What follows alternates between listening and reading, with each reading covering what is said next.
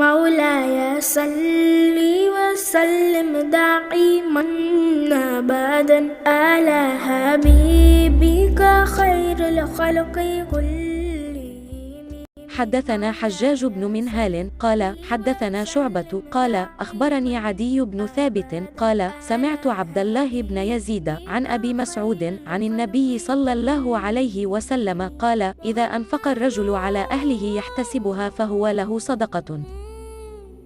हमसे हुज्जाज बिन मिनहाल ने बयान किया, वो कहते हैं कि हमसे शोबा ने बयान किया, वो कहते हैं मुझको अदी बिन साबित ने खबर दी, उन्होंने अब्दुल्ला बिन यजीद से सुना, उन्होंने अब्दुल्ला बिन मसूद से नकल किया, उन्होंने नबी करीम से कि आपने फरमाया जब आदमी सवाब की नियत से अपने अहलो अयाल पर खर्च करे बस वो भी इसके लिए सदका है।